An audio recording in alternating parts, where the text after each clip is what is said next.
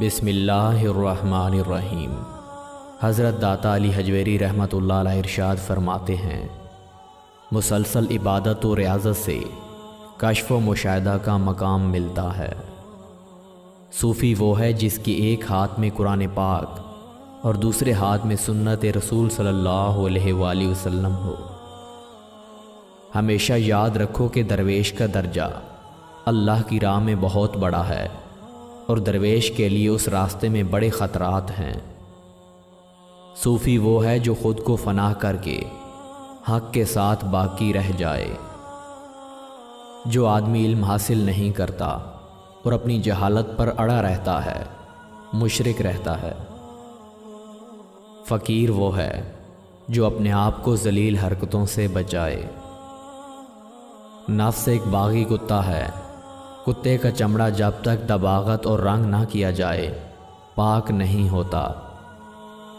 سماع بلا ضرورت نہ سننا چاہیے اور نہ اس کا عادی بننا چاہیے۔ دنیا کے ساتھی ہاتھ، پاؤں، آنکھیں جو بظاہر درست نظر آتے ہیں دراصل تیرے دشمن ہیں۔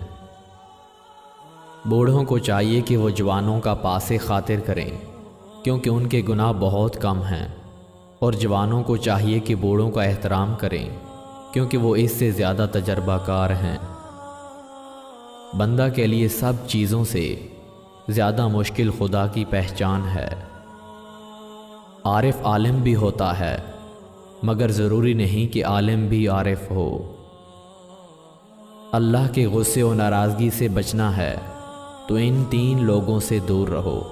اول، غافل امرا، دوم، جاہل درویش، سوم، کاہل فقراء۔ پیغمبر کی بزرگی اور رتبہ کی بلندی صرف معجزہ ہی سے نہیں بلکہ عصمت کی صفائی سے ہے۔ نفس کی مخالفت سب عبادتوں کا اصل اور سب مجاہدوں کا کمال ہے۔